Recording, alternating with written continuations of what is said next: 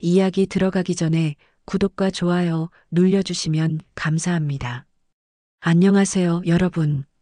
오늘 제가 들려드릴 이야기는 제 인생에서 가장 고통스러웠던 그리고 동시에 가장 용서받았던 순간에 대한 사연입니다.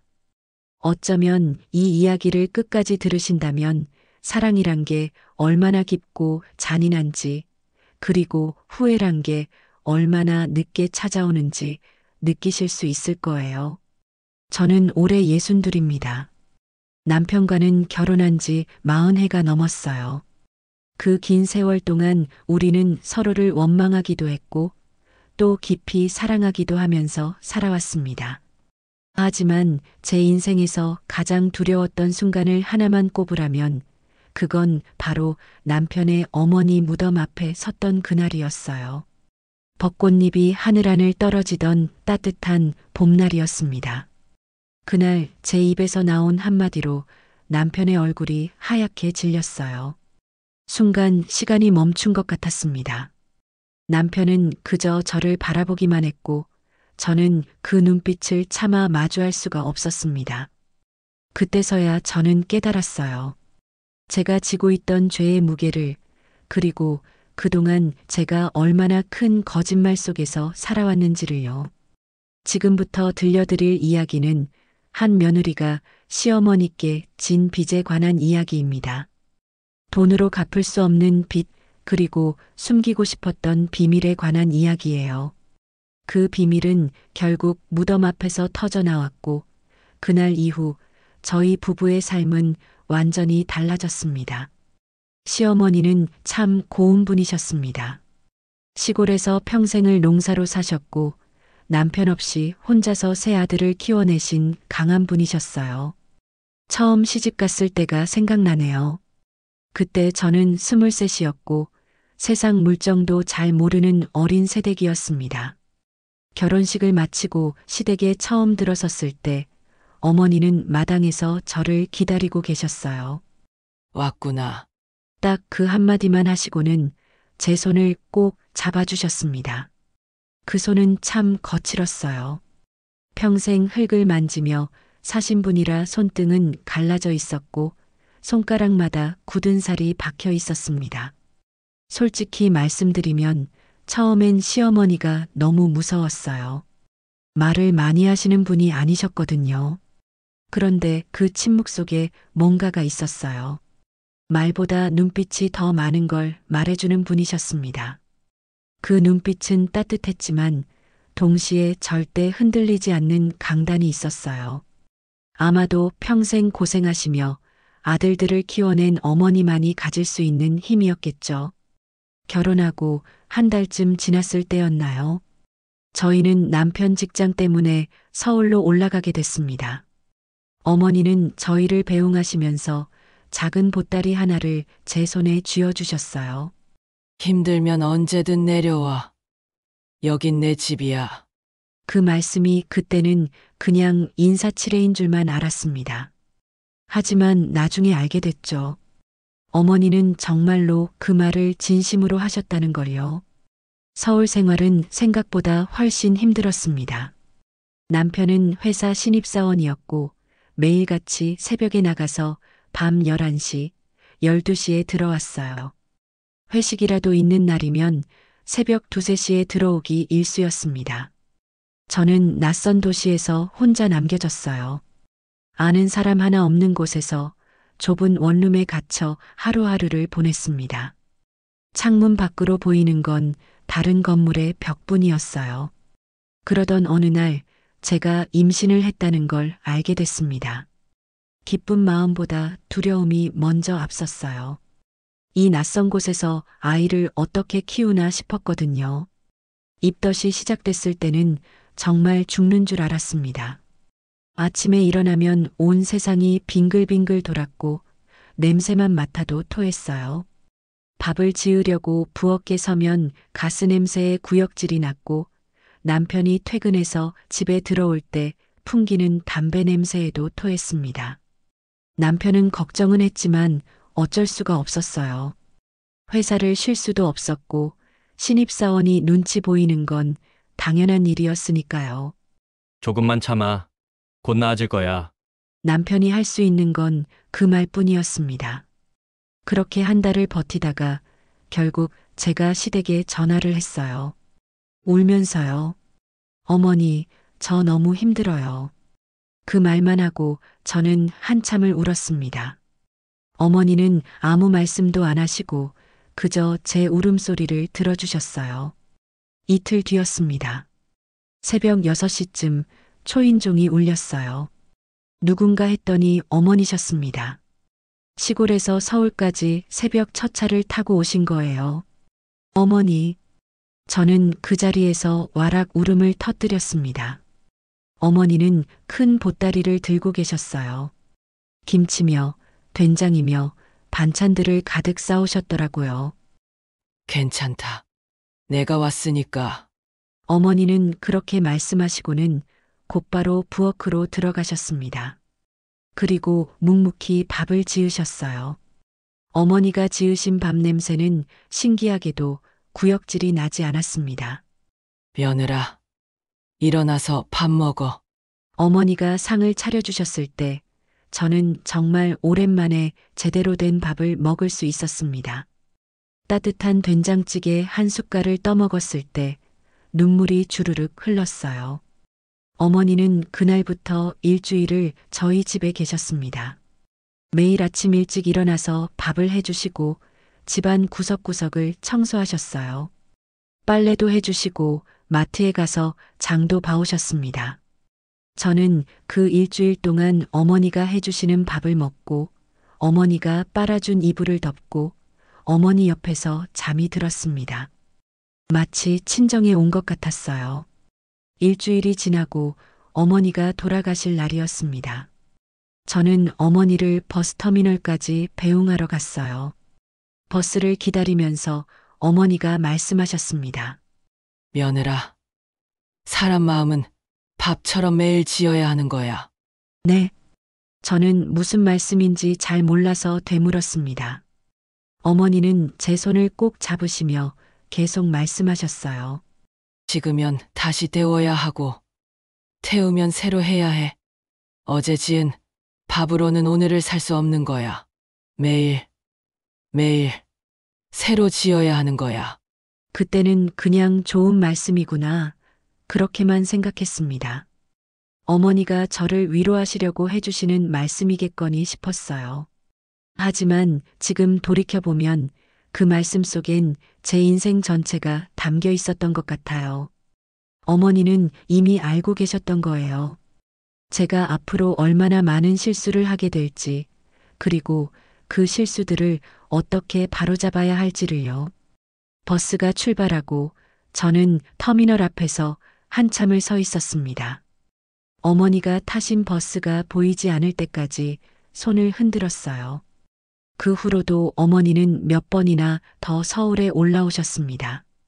제가 아이를 낳았을 때도 산후조리를 할 때도 어머니는 늘 제 곁에 계셨어요.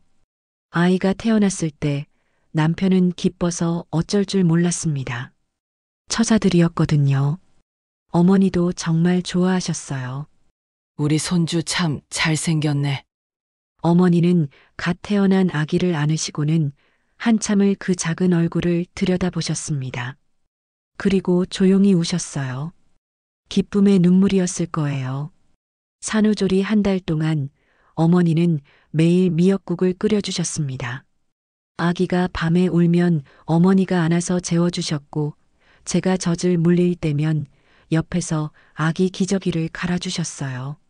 며느라, 넌 푹 쉬어. 내가 다 할게. 어머니는 정말 모든 걸 다 해주셨습니다. 저는 그저 아이에게 젖만 물리면 됐어요. 어머니가 계셨기에 저는 제대로 산후조리를 할 수 있었습니다. 한 달이 지나고 어머니가 시골로 돌아가실 때 저는 정말 눈물이 났어요. 어머니, 너무 감사합니다. 제가 절을 하려고 하자 어머니가 저를 일으켜 세우셨습니다. 무슨 소리야. 우리 며느리한테 고마운 건 나지. 이렇게 예쁜 손주를 낳아줘서. 어머니는 그렇게 말씀하시고는 제 뺨을 살짝 쓰다듬어 주셨어요. 세월이 흘렀습니다. 아이는 무럭무럭 자랐고 남편의 사업도 조금씩 자리를 잡아갔어요. 우리 가족도 이제 좀 살만하다 싶었습니다. 아이가 초등학교에 들어갈 무렵이었어요. 어머니는 여전히 시골에서 농사를 지으며 사셨습니다. 저희는 한 달에 한 번씩 시댁에 내려갔고 명절 때마다 큰 집에 모였어요. 그런데 그해 겨울이었습니다.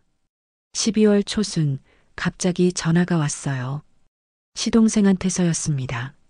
형님, 어머니가 쓰러지셨어요. 뭐라고? 남편의 얼굴이 하얗게 질렸습니다. 저도 덩달아 가슴이 철렁 내려앉았어요. 지금 119로 병원에 가는 중이에요. 빨리 내려오세요. 남편은 전화를 끊자마자 차 키를 집어들었습니다. 저는 급히 아이를 친정에 맡기고 남편과 함께 시골로 내려갔어요. 고속도로를 달리는 내내 남편은 한마디도 하지 않았습니다. 핸들을 꽉 쥔 손이 하얗게 변해 있었어요. 저도 무서웠습니다. 어머니한테 무슨 일이 생긴 걸까 그 생각뿐이었어요. 병원에 도착했을 때 어머니는 응급실에 계셨습니다. 침대에 누워 계신 어머니는 너무나 작아 보였어요.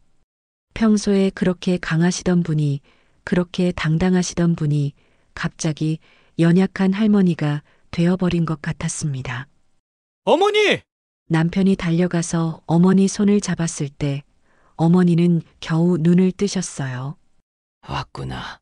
그 목소리가 너무 가늘었습니다. 의사 선생님이 나오셨을 때 저희는 복도에서 말씀을 들었어요. 환자분이 간경화 말기입니다. 간경화요? 그런데 저희 어머니는 술을 전혀 안 하시는데요. 남편이 당황해서 물었습니다.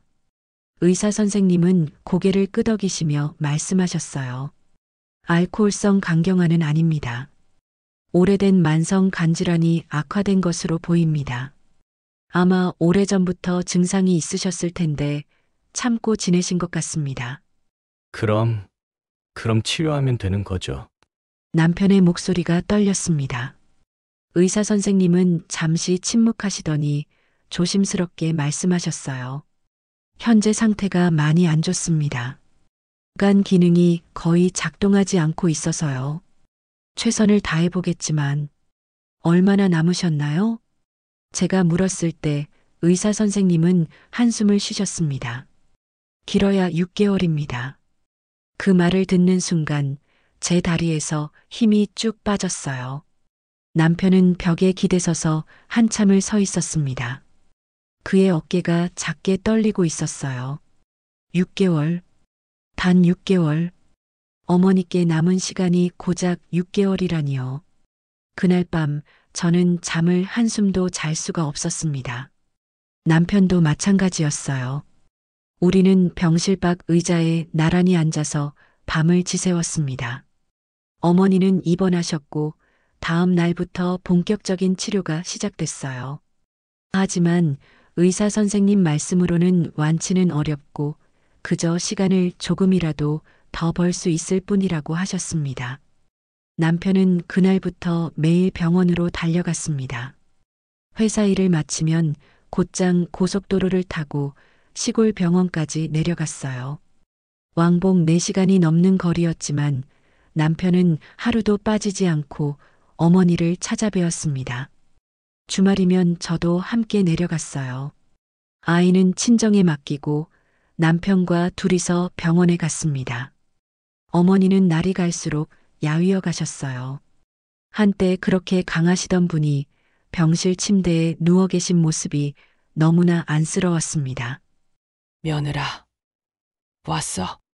어머니는 저를 보시면 늘 그렇게 물으셨어요. 목소리는 점점 더 작아졌지만 눈빛만은 여전히 따뜻하셨습니다. 네, 어머니. 어디 불편하신 데는 없으세요?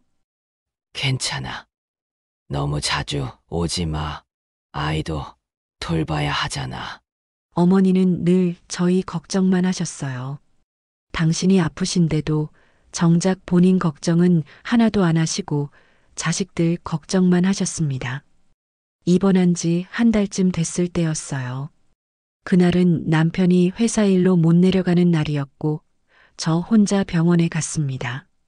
어머니는 그날따라 컨디션이 좀 괜찮으신 것 같았어요. 며느라, 잠깐 앉아봐. 어머니가 제 손을 잡으시며 말씀하셨습니다. 저는 침대 옆 의자에 앉았어요. 네, 어머니. 어머니는 한참을 제 손만 잡고 계시다가 천천히 입을 여셨습니다. 며느라, 내가 할 말이 있어. 네, 말씀하세요. 나는 이제 얼마 못 살 거야. 그건 나도 알아. 어머니, 그런 말씀 마세요. 제 눈에서 눈물이 흘렀습니다. 어머니는 제 뺨에 흐르는 눈물을 닦아주셨어요. 울지 마. 나는 괜찮아. 나는 충분히 살았어. 새 아들 다 잘 키웠고, 며느리도 좋은 사람 만났고, 손주도 봤잖아. 나는 행복했어. 어머니는 그렇게 말씀하시면서도 눈가가 촉촉해지셨어요. 내가 내게 부탁이 하나 있어. 네, 어머니. 무엇이든 말씀하세요. 어머니는 잠시 망설이시더니 천천히 말씀하셨습니다. 며느라, 혹시라도 내가 무슨 잘못을 하더라도 아들은 몰라야 한다. 네. 저는 어머니 말씀이 무슨 뜻인지 잘 이해가 안 됐어요. 어머니는 제 손을 더욱 꽉 쥐시며 말씀을 이어가셨습니다. 사람은 누구나 실수를 해. 그런데 그 실수를 가족이 다 알아야 하는 건 아니야. 특히 남자들은 알면 안 되는 게 있어. 어머니, 무슨 말씀이신지. 지금은 몰라도 돼. 언젠가 알게 될 거야. 그때 내 말 기억해. 어머니는 그렇게 말씀하시고는 눈을 감으셨습니다. 저는 그 말씀이 무슨 의미인지 알 수 없었어요. 그냥 어머니가 저를 감싸주시려고 하시는 말씀이겠거니 싶었습니다. 하지만 그때 저는 이미 하나의 큰 비밀을 품고 있었습니다. 그 비밀은 바로 제가 저지른 실수에서 시작된 거였어요.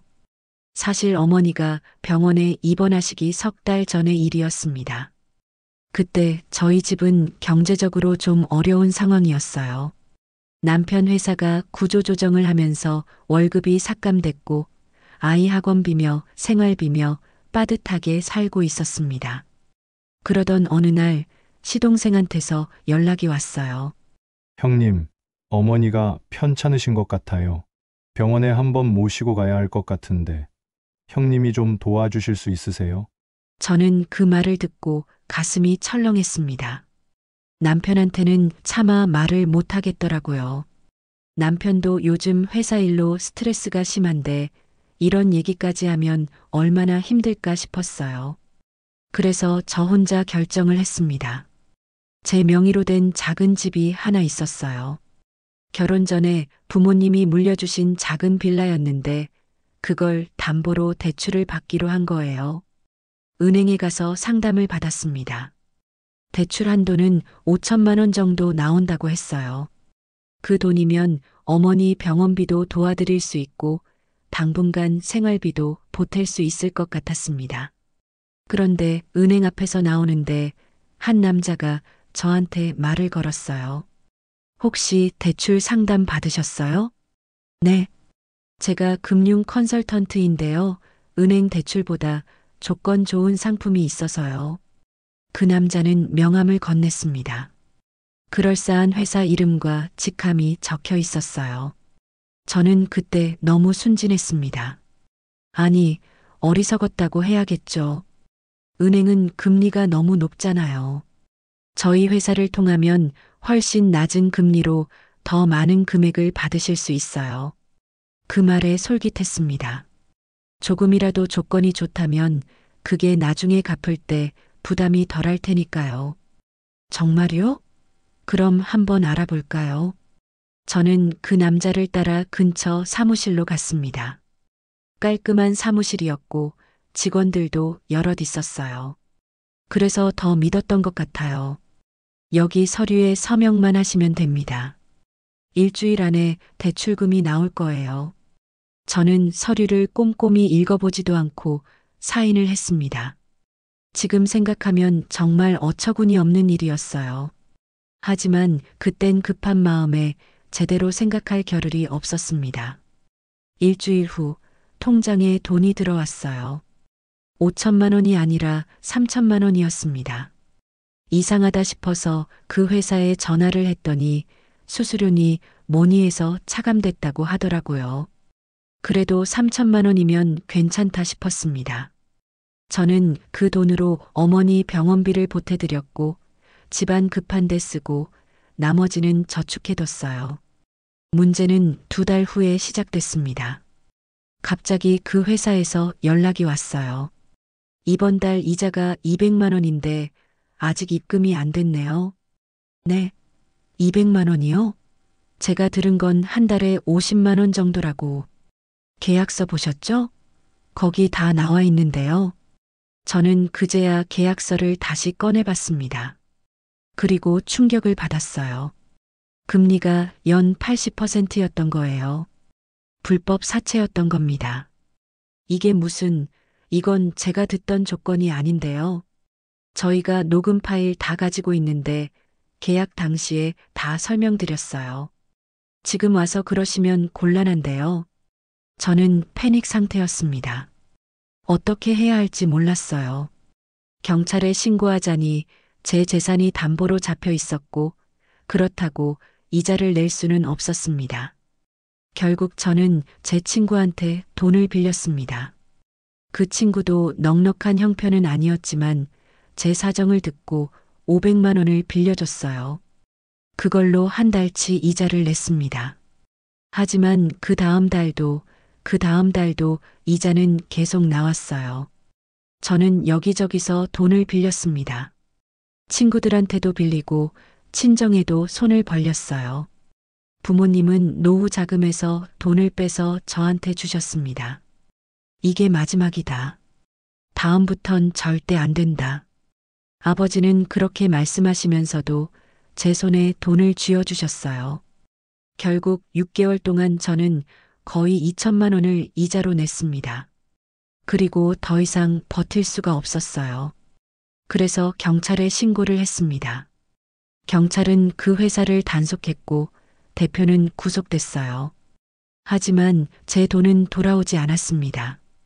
이미 다 쓴 뒤였고 제 집은 여전히 담보로 잡혀 있었어요.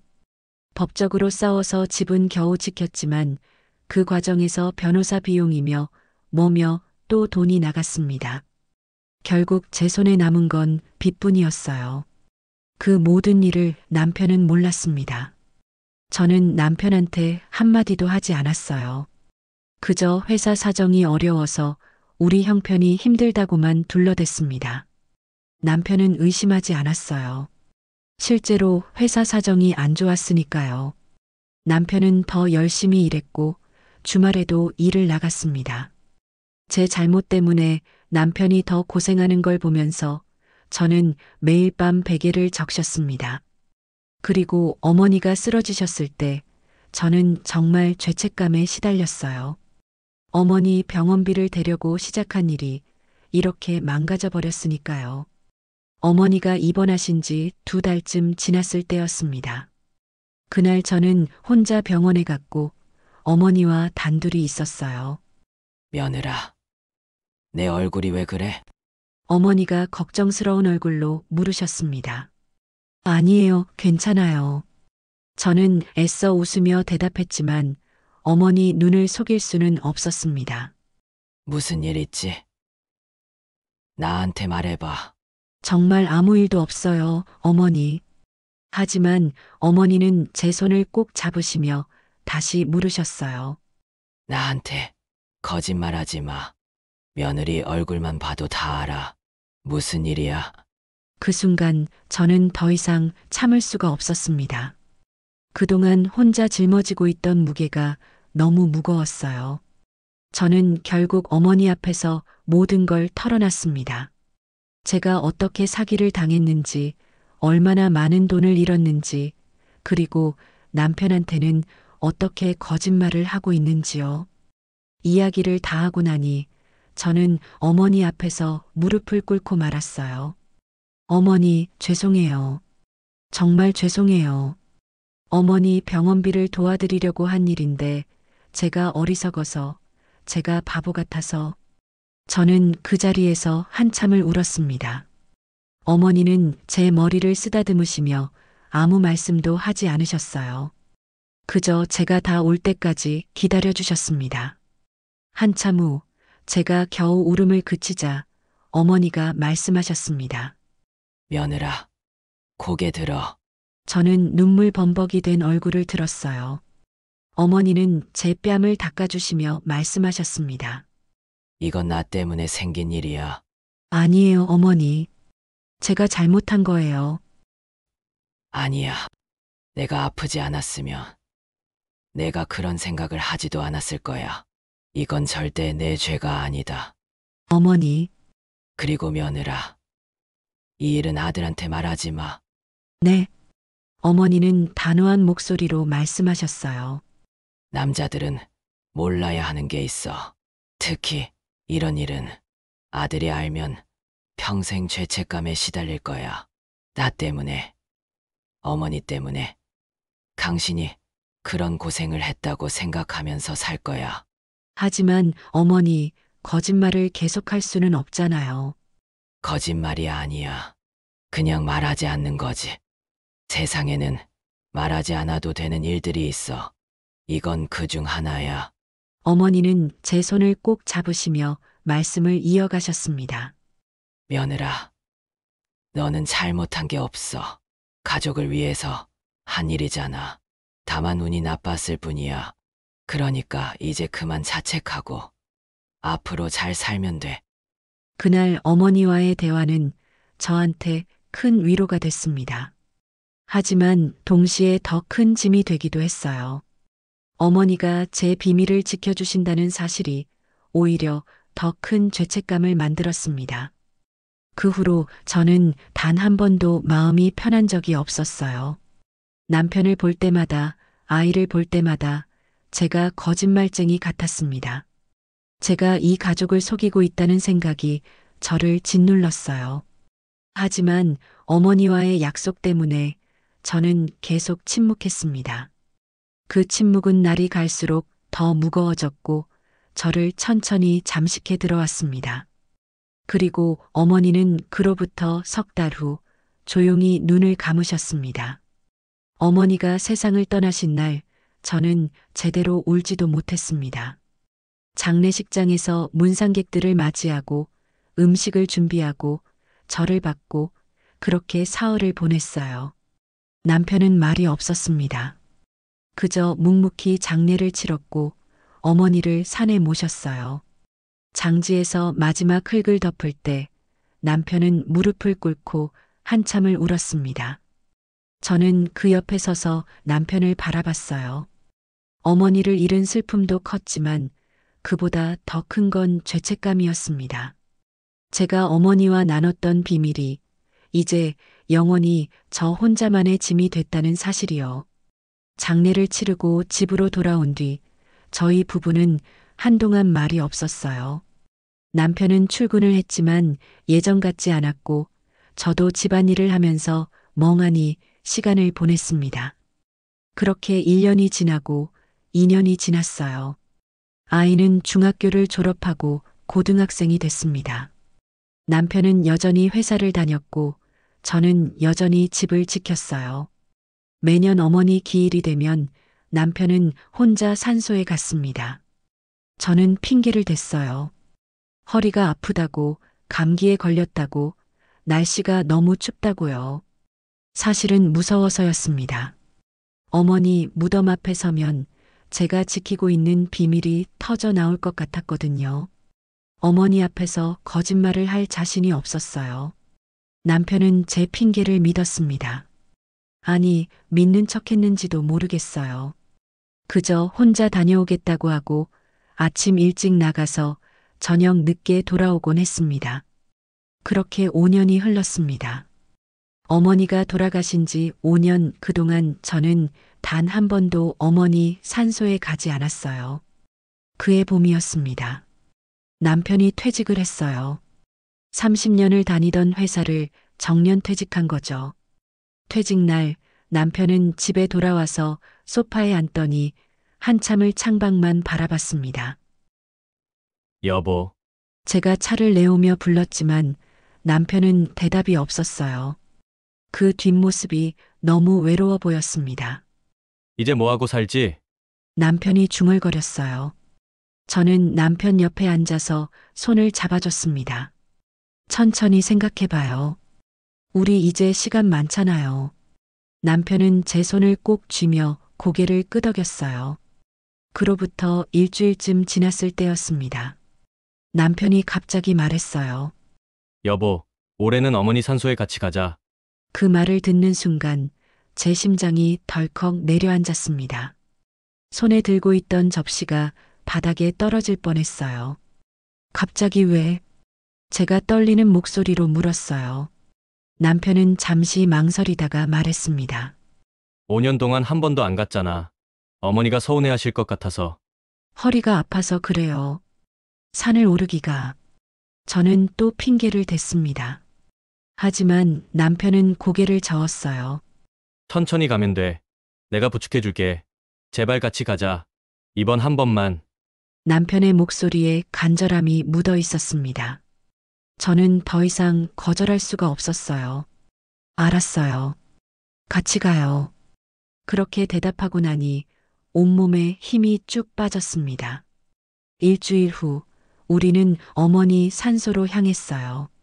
차 안은 조용했습니다. 남편은 운전에만 집중했고 저는 창밖만 바라봤어요. 봄이었습니다. 벚꽃이 만개한 길을 달렸어요. 하얀 꽃잎들이 바람에 날려 차창에 부딪혔습니다. 그렇게 아름다운 날인데 제 마음은 무거웠어요. 산에 도착해서 차에서 내렸습니다. 공기가 맑았어요. 새소리가 들렸고 바람이 따뜻했습니다. 천천히 올라가자. 남편이 제 손을 잡았어요. 우리는 천천히 산길을 올랐습니다. 계단이 가파른 곳에서는 남편이 제 허리를 잡아줬어요. 한 걸음씩 오를 때마다 제 심장은 더 빠르게 뛰었습니다. 숨이 가빠졌어요. 어머니 무덤이 가까워질수록 다리가 떨렸습니다. 드디어 어머니 산소가 보였어요. 깨끗하게 정리된 무덤이었습니다. 남편이 혼자 오면서 늘 관리를 해왔던 거예요. 남편은 무덤 앞에 서서 잠시 멈췄습니다. 그리고 천천히 무릎을 꿇었어요. 저도 그 옆에 무릎을 꿇었습니다. 남편이 절을 했습니다. 한 번, 두 번, 세 번. 저도 따라서 절을 했어요. 손을 모으고 고개를 숙이고 일어서기를 반복했습니다. 절을 마치고 무릎을 꿇은 채 앉아 있었어요. 바람이 불었습니다. 벚꽃잎이 날아와 어머니 무덤 위에 떨어졌어요. 그 순간 갑자기 눈물이 쏟아졌습니다. 제가 멈출 수 없을 만큼 많은 눈물이 흘러내렸어요. 5년 동안 참아왔던 모든 게 한꺼번에 터져나왔습니다. 어머니, 저는 소리내어 울었습니다. 남편이 놀라서 저를 쳐다봤어요. 왜 울어? 무슨 일 있어? 남편이 제 어깨를 잡으며 물었습니다. 저는 고개를 저었지만 눈물은 멈추지 않았어요. 여보, 대체 왜 그래? 남편의 목소리에 걱정이 묻어났습니다. 저는 손으로 얼굴을 가렸어요. 하지만 눈물은 계속 흘렀습니다. 그때였어요. 제 입에서 말이 새어나왔습니다. 제가 통제할 수 없이 그동안 참아왔던 말들이 터져나왔어요. 저 어머니한테 죄를 지었어요. 뭐라고? 남편이 제 팔을 잡았습니다. 저는 눈물을 닦으며 말을 이었어요. 어머니 병원비 제가 도와드리려고 했던 거 기억하세요? 그래, 그때 우리 형편이 어려웠잖아. 그게 제 잘못이었어요. 저는 떨리는 목소리로 모든 걸 털어놓기 시작했습니다. 어떻게 대출을 받으려고 했는지, 어떻게 사기를 당했는지, 얼마나 많은 돈을 잃었는지요. 제가 제 집을 담보로 대출을 받으려고 했어요. 어머니 병원비를 도와드리려고요. 그런데 은행이 아니라 사채업자한테 속았어요. 뭐라고? 남편의 얼굴이 굳어졌습니다. 3천만 원을 빌렸는데 이자가 너무 높았어요. 한 달에 200만 원씩 나갔어요. 6개월 동안 거의 2천만 원을 이자로 냈어요. 그게 무슨, 남편은 말을 잇지 못했습니다. 저는 계속 말했어요. 친구들한테 돈을 빌렸어요. 친정에도 손을 벌렸어요. 부모님 노후 자금까지 쓰게 만들었어요. 나중에는 경찰에 신고해서 집은 지켰지만 돈은 하나도 못 건졌어요. 그래서 그때 우리가 그렇게 힘들었던 거야? 남편이 물었어요. 저는 고개를 끄덕였습니다. 당신은 회사 사정 때문이라고 생각했죠. 하지만 진짜 이유는 제 잘못 때문이었어요. 제가 바보같이 사기를 당한 거예요. 남편은 한참 동안 아무 말이 없었습니다. 그저 저를 바라보기만 했어요. 그리고 어머니는 다 아셨어요. 뭐, 제가 병원에서 다 말씀드렸어요. 무릎 꿇고 용서를 빌었어요. 그런데 어머니는 당신한테 말하지 말라고 하셨어요. 왜? 당신이 알면 평생 죄책감에 시달릴 거라고, 그래서 몰라야 한다고 하셨어요. 저는 눈물을 닦으며 말을 이었습니다. 그래서 저는 5년 동안 침묵했어요. 하지만 당신을 볼 때마다, 아이를 볼 때마다 제가 거짓말쟁이 같았어요. 제가 이 가족을 속이고 있다는 생각에 하루도 편한 적이 없었어요. 남편은 여전히 말이 없었습니다. 그의 얼굴이 하얗게 질려 있었어요. 그래서 저는 어머니 산소에 올 수가 없었어요. 무서웠어요. 어머니 앞에 서면 이 비밀이 터져 나올 것 같았거든요. 저는 어머니 무덤에 손을 모으며 말했습니다. 어머니, 죄송해요. 정말 죄송해요. 약속을 지키지 못해서 죄송해요. 더 이상 혼자 짊어질 수가 없었어요. 남편은 하늘만 바라보고 있었습니다. 그의 눈에서도 눈물이 흘렀어요. 한참의 침묵이 흘렀습니다. 바람 소리만 들렸어요. 벚꽃잎이 계속 떨어졌고 새들이 울었습니다. 그게 사실이야? 남편이 마침내 입을 열었습니다. 목소리가 떨렸어요. 네, 다 사실이에요. 어머니는 정말 다 아셨어. 네, 제가 다 말씀드렸어요. 그리고 어머니는 제게 아무 죄도 없다고, 이건 당신 때문에 생긴 일이 아니라고 하셨어요. 남편은 고개를 떨구었습니다. 어깨가 떨리고 있었어요. 미안해. 남편이 작은 목소리로 말했습니다. 당신이 뭐가 미안해요. 잘못은 제가 한 건데, 아니야. 내가 미안해. 당신이 혼자 그걸 다 짊어지고 있을 때 나는 아무것도 몰랐어. 나는 그저 일이 힘들다고, 회사가 힘들다고 투덜대기만 했잖아. 남편은 제 손을 잡았습니다. 당신은 나를, 우리 가족을 위해서 그런 거잖아. 어머니를 위해서 그런 거고. 그런데 나는 아무것도 몰랐어. 당신 잘못이 아니에요. 아니야. 내 잘못이야. 남편으로서, 아들로서 나는 제대로 못했어. 남편의 목소리가 갈라졌습니다. 우리는 그렇게 한참을 어머니 무덤 앞에 앉아 있었어요. 둘 다 울고 둘 다 말없이 시간을 보냈습니다. 해가 기울기 시작했어요. 그림자가 길어졌고 바람이 조금 차가워졌습니다. 내려가자. 남편이 일어서며 말했어요. 저도 일어났습니다. 무릎이 저려서 비틀거렸는데 남편이 저를 붙잡아줬어요. 괜찮아? 네, 괜찮아요. 우리는 어머니 무덤에 마지막 절을 하고 산을 내려왔습니다. 올라올 때보다 훨씬 천천히 내려갔어요. 남편은 제 손을 놓지 않았습니다. 차에 타서도 한동안 우리는 말이 없었어요. 남편은 시동을 걸지 않고 그저 핸들을 잡고 있었습니다. 여보, 남편이 저를 불렀어요. 네, 고마워. 네. 말해줘서 고마워. 혼자 그걸 안고 살았을 당신 생각하니까 내 가슴이 찢어질 것 같아. 남편은 제 손을 꼭 잡았습니다.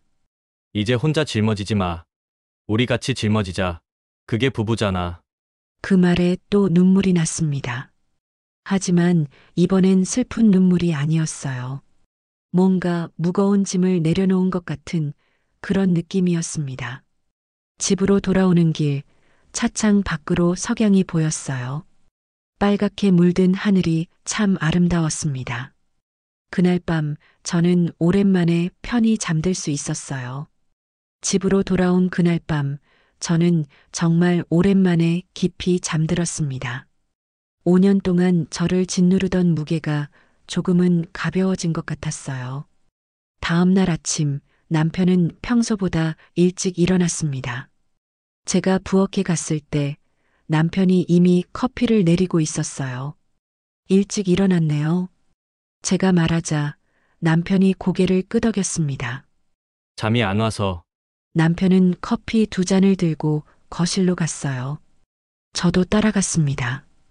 우리는 소파에 나란히 앉았어요. 여보, 남편이 먼저 말을 꺼냈습니다. 네, 어젯밤에 잠을 못 잤어. 계속 생각했거든. 무슨 생각을요? 당신이 그동안 얼마나 힘들었을까 하는 생각. 남편의 목소리가 떨렸어요. 나는 정말 아무것도 몰랐어. 당신이 사기를 당하고 돈을 잃고 친구들한테 손을 벌리고 친정 부모님 노후 자금까지 쓰게 만들고 그 모든 걸 혼자 감당하고 있을 때 나는 뭘 하고 있었을까? 당신 잘못이 아니에요. 제가 말을 안 했잖아요. 제가 대답했지만 남편은 고개를 저었습니다. 아니야. 내가 더 관심을 가졌어야 했어. 부부라면서 당신 얼굴만 봐도 뭔가 이상하다는 걸 느꼈어야 했는데. 남편은 커피잔을 내려놓고 제 손을 잡았어요. 미안해. 정말 미안해. 당신이 뭐가 미안해요. 제 목소리도 떨렸습니다. 내가 더 든든한 남편이었으면 당신이 그런 선택을 하지 않아도 됐을 텐데. 내가 돈을 더 잘 벌었으면 어머니 병원비 걱정을 당신이 혼자 하지 않았을 텐데. 그런 거 아니에요. 당신은 충분히 열심히 일했어요. 아니야. 부족했어. 나는 부족한 남편이었어. 남편은 한참 동안 고개를 숙이고 있었어요. 그리고 천천히 고개를 들어 저를 바라봤습니다. 여보, 이제부터는 달라질 거야. 뭐든지 나한테 말해. 혼자 짊어지려고 하지 마. 우리 같이 짊어지자. 그 말에 눈물이 났습니다. 저는 남편 품에 안겼어요. 고마워요. 정말 고마워요. 우리는 그렇게 한참을 안고 있었습니다. 창밖으로 아침 햇살이 들어왔어요. 그날 오후 남편이 갑자기 외출을 했습니다. 어디 가냐고 물었더니 잠깐 다녀오겠다고만 하더라고요. 2시간쯤 지나서 남편이 돌아왔어요. 손에 큰 봉투를 들고 있었습니다. 이게 뭐예요? 제가 물었어요. 남편은 봉투를 식탁 위에 올려놓으며 말했습니다. 당신 친정 부모님께 드릴 거야. 네. 저는 봉투를 열어봤어요. 안에 돈이 들어 있었습니다. 이게 얼마예요? 1,000만 원. 부모님이 당신한테 주신 돈, 이제 갚아야지. 어떻게 이런 돈을? 저는 깜짝 놀랐어요. 남편은 미소를 지으며 말했습니다. 퇴직금 받았잖아. 그거 좀 빼면 돼. 하지만 그건 당신 노후 자금인데. 괜찮아. 우리 아직 젊어. 다시 모으면 돼. 그것보다 장인어른, 장모님께 먼저 갚는 게 맞아.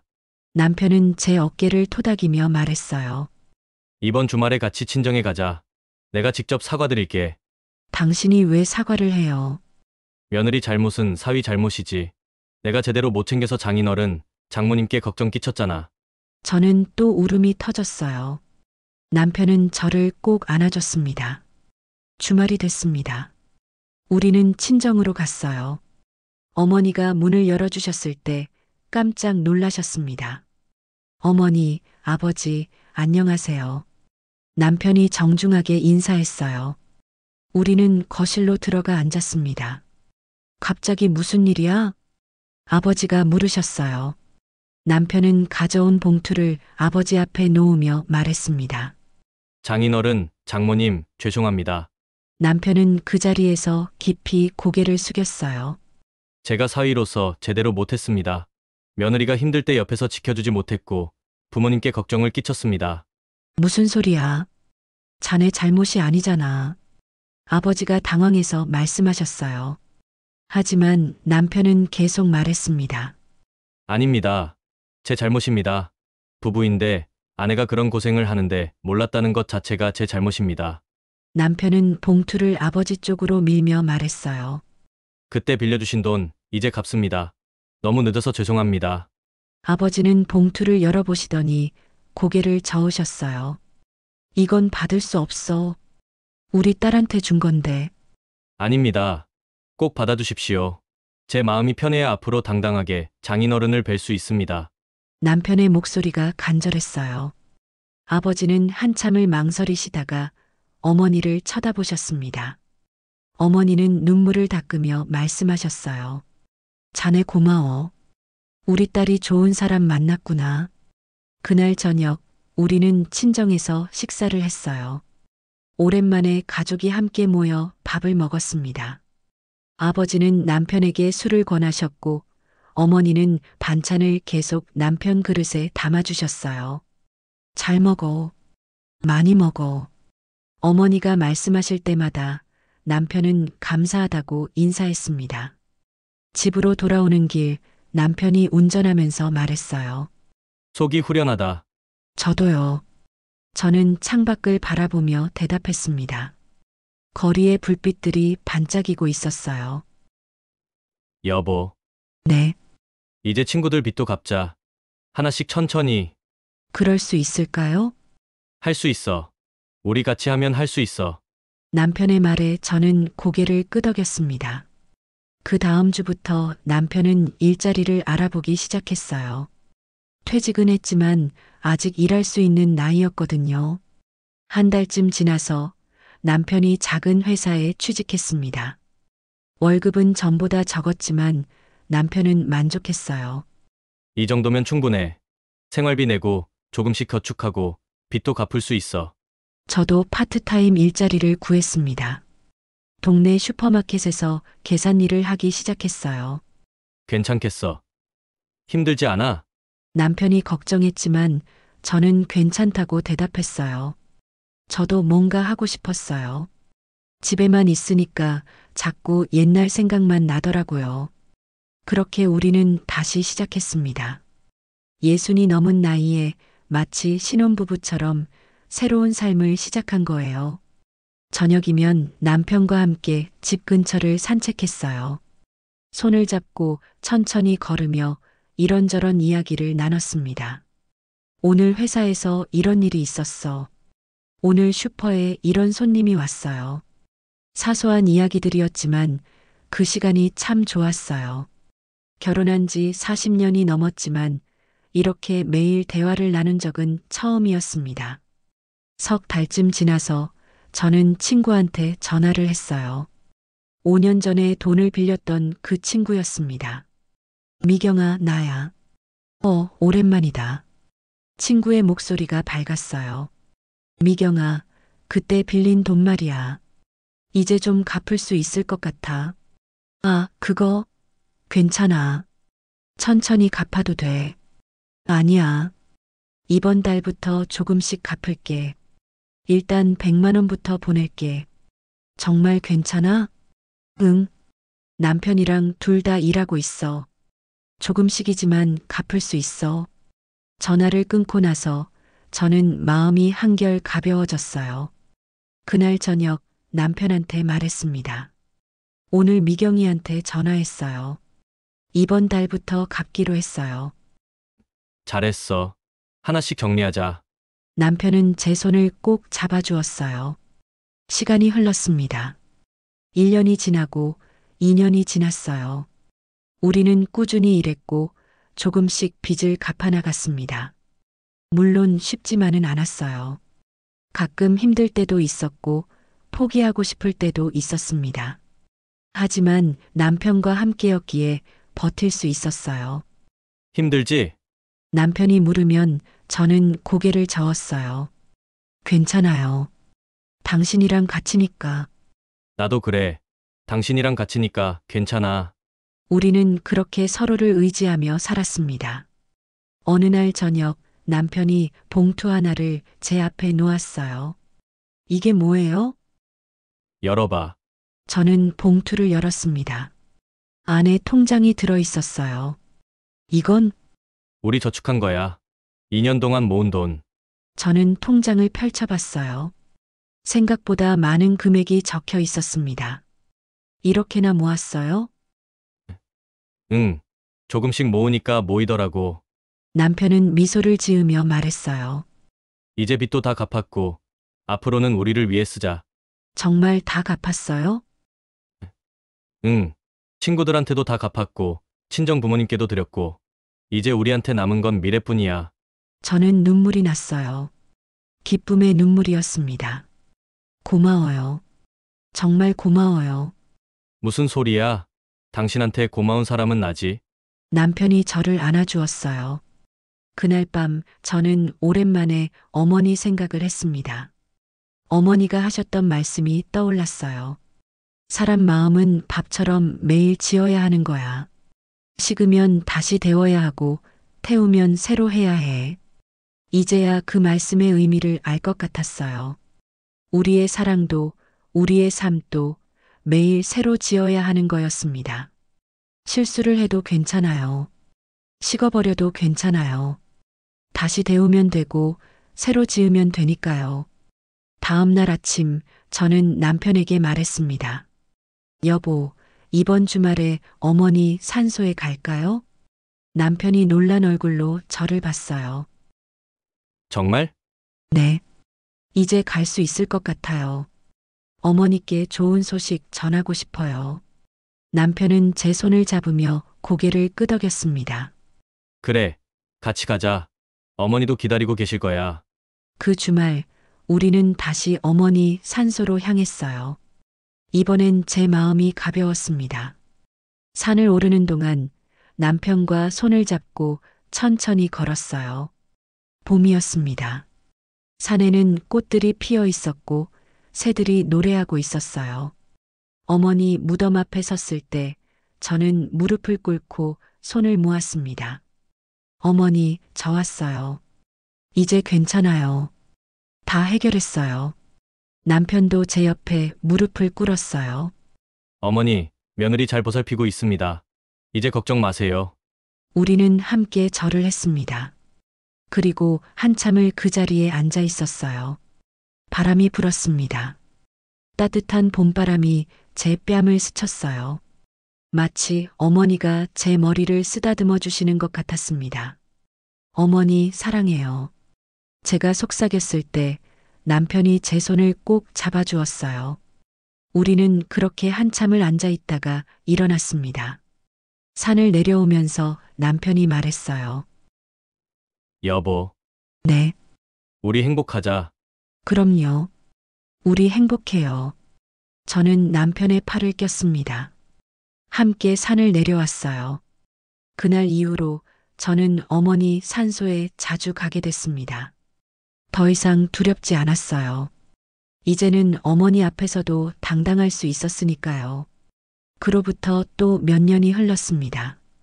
이제 저는 67이 되었고 남편은 69이 됐어요. 손주도 생겼습니다. 아들이 결혼을 해서 예쁜 딸을 낳았거든요. 처음 손주를 안았을 때 어머니 생각이 났어요. 어머니도 저희 아들을 처음 안으셨을 때 이런 기분이셨을까요? 기쁨과 감사와 또 뭔가 모를 책임감 같은 게 동시에 느껴졌습니다. 우리 손주, 참 예쁘네. 제가 아기를 안고 있을 때 남편이 옆에서 말했어요. 어머니가 보셨으면 좋아하셨을 텐데. 그러게요. 저는 아기를 보며 조용히 대답했습니다. 매년 어머니 기일이 되면 이제는 온 가족이 함께 산소에 갑니다. 아들도 며느리도 그리고 손주도 함께요. 아기는 아직 걷지도 못하지만 저희는 업고 올라가요. 할머니, 증조할머니 뵈러 가는 거예요. 며느리가 아기에게 말하면 아기는 알아듣지도 못하면서 웃습니다. 그 웃음소리가 참 좋아요. 올해 봄에도 우리는 어머니 산소에 갔습니다. 벚꽃이 만개한 날이었어요. 산길 양옆으로 벚꽃이 흐드러지게 피어 있었습니다. 무덤 앞에 섰을 때 우리는 모두 함께 절을 했어요. 남편이 먼저 절을 하고 제가 절을 하고 아들 내외가 절을 했습니다. 며느리는 아기를 안고 허리를 굽혔어요. 절을 마치고 무릎을 꿇고 앉았을 때 저는 어머니께 말씀드렸습니다. 어머니, 저 이제 괜찮아요. 정말 괜찮아요. 남편이 제 손을 잡아줬어요. 어머니 말씀대로 식은 밥은 다시 데우고 있어요. 태운 밥은 새로 짓고 있고요. 바람이 불었습니다. 벚꽃잎이 하늘 하늘 떨어졌어요. 어머니, 감사해요. 어머니가 가르쳐 주신 것들, 이제야 다 이해했어요. 제 눈에서 눈물이 흘렀습니다. 하지만 슬픈 눈물은 아니었어요. 사람 마음은 매일 지어야 한다는 것, 실수를 해도 다시 시작할 수 있다는 것, 용서는 말이 아니라 살아내는 거라는 것, 다 배웠어요. 남편이 제 어깨를 감싸 안았습니다. 아들도 우리 뒤에서 고개를 숙이고 있었어요. 어머니, 저희 손주도 데리고 왔어요. 이렇게 예쁜 아기예요. 어머니가 보셨으면 정말 좋아하셨을 텐데. 며느리가 아기를 안고 무덤 가까이 다가갔어요. 아기는 손을 뻗어 무덤에 놓인 꽃을 만지려고 했습니다. 애기야, 이분이 증조할머니이셔. 너한테는 하늘에 계시는 할머니야. 며느리가 아기에게 말했어요. 아기는 옹알이를 하며 웃었습니다. 그 모습을 보면서 저는 생각했어요. 삶은 이렇게 이어지는 거구나. 어머니에게서 저에게로, 저에게서 아들에게로, 아들에게서 손주에게로요. 그리고 어머니가 제게 주셨던 사랑과 가르침도 이렇게 계속 이어지는 거겠죠. 한참 후에 우리는 자리에서 일어났습니다. 산을 내려오는 길, 남편과 손을 잡고 걸었어요. 아들 내외는 우리 뒤에서 아기를 안고 천천히 따라왔습니다. 여보, 제가 남편을 불렀어요. 응, 우리 참 많이 왔죠? 그러게. 정말 많이 왔어. 남편이 제 손을 꼭 쥐며 말했습니다. 힘들기도 했지만 그래도 좋았어. 당신이랑 함께여서. 저도요. 당신이 있어서 버틸 수 있었어요. 우리는 그렇게 천천히 산을 내려왔습니다. 벚꽃잎이 바람에 날려 우리 주위로 떨어졌어요. 마치 어머니가 축복해 주시는 것 같았습니다. 차에 타서 집으로 돌아오는 길이었어요. 남편이 운전을 하고 저는 조수석에 앉아 있었습니다.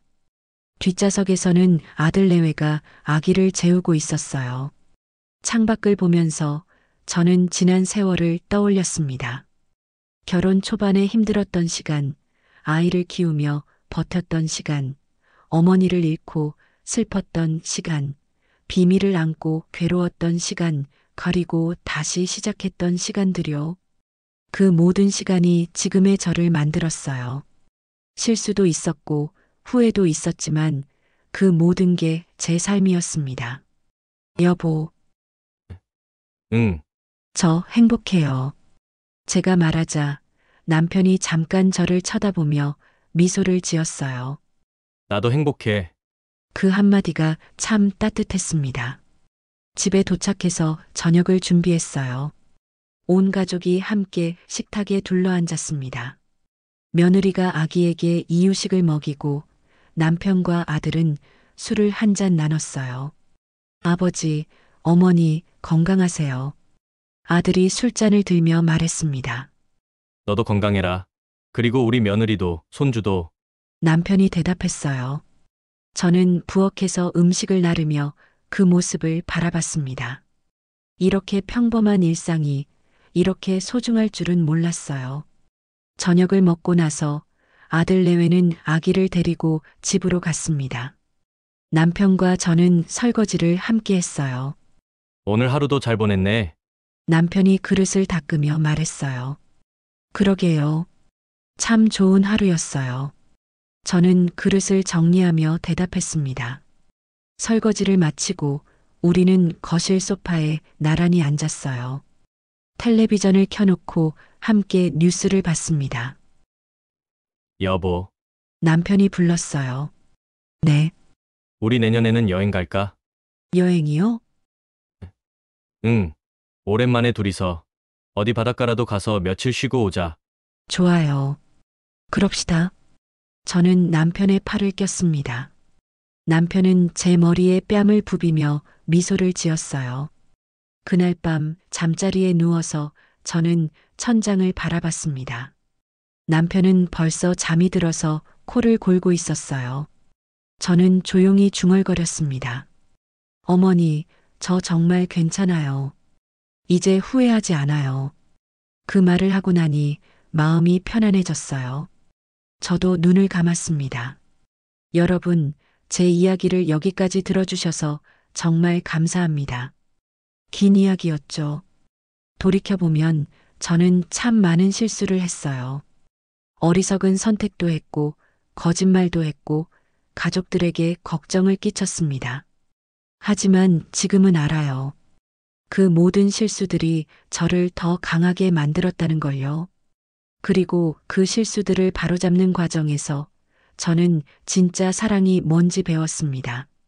사랑은 완벽하지 않아도 괜찮아요. 때로는 실수하고, 때로는 넘어지고, 때로는 길을 잃기도 하죠. 하지만 중요한 건 다시 일어서는 거예요. 그리고 함께 손을 잡고 다시 걷는 거죠. 어머니가 말씀하셨던 것처럼 사람 마음은 밥처럼 매일 지어야 합니다. 어제의 밥으로는 오늘을 살 수 없어요. 매일매일 새로 지어야 하는 거죠. 식으면 다시 데우고 태우면 새로 지으면 됩니다. 그게 삶이에요. 그게 사랑이고요. 혹시 여러분 마음속에도 오래 묵은 후회가 있나요? 누군가에게 하지 못한 말이 있나요? 아니면 숨기고 있는 비밀이 있나요? 저는 여러분께 말씀드리고 싶어요. 용기를 내세요. 말을 하세요. 혼자 짊어지지 마세요. 물론 쉽지 않아요. 저도 5년이 걸렸으니까요. 하지만 말하고 나면 정말 마음이 가벼워져요. 그리고 생각보다 사람들은 따뜻하답니다. 제 남편처럼 여러분 곁에도 여러분을 이해해 줄 사람이 있을 거예요. 그 사람을 믿고 마음을 열어보세요. 그리고 무엇보다 자신을 용서하세요. 저도 오랜 시간 저를 용서하지 못했어요. 제가 어리석었다고, 제가 바보였다고 자책했죠. 하지만 이제는 알아요. 저는 그냥 최선을 다했던 거예요. 가족을 사랑했고, 도와주고 싶었고, 그래서 선택한 거였죠. 결과가 좋지 않았을 뿐이에요. 결과가 나쁘다고 해서 그 마음까지 나쁜 건 아니잖아요. 그러니까 자신을 너무 미워하지 마세요. 자신에게도 따뜻하게 대해주세요. 용서는 말로 하는 게 아니에요. 살아내는 거예요. 매일매일 새로운 하루를 살아가는 것, 그게 바로 용서예요. 가끔 바람이 불 때면 저는 여전히 어머니가 제 머리를 쓰다듬어 주시는 것 같아요. 그 손길은 언제나 따뜻합니다. 며느라, 잘했어. 넌 잘하고 있어. 어머니가 그렇게 말씀해 주시는 것 같아요. 이제 저는 며느리도 생겼고 손주도 생겼어요. 그 아이들에게도 어머니가 제게 주셨던 사랑을 전해주려고 합니다. 며느리가 힘들어할 때 안아주고 손주가 잘할 때 지켜봐주고 그들이 실수를 해도 따뜻하게 감싸주려고 해요. 어머니가 저에게 그러셨던 것처럼요. 그게 바로 사랑이 이어지는 방식이라고 믿어요. 세대에서 세대로, 마음에서 마음으로 계속 이어지는 거죠. 오늘 제 이야기를 들으시면서 혹시 위로를 받으셨나요? 혹시 용기를 얻으셨나요? 그렇다면 저는 정말 기쁠 것 같아요. 제 아픈 경험이 누군가에게 도움이 된다면 그것만큼 보람 있는 일은 없을 테니까요. 여러분, 힘내세요. 여러분도 할 수 있어요. 저도 했으니까요. 식은 밥은 다시 데우면 돼요. 태운 밥은 새로 지으면 되고요. 매일매일 새로운 마음으로, 새로운 사랑으로 살아가면 됩니다. 그러면 언젠가는 괜찮아질 거예요.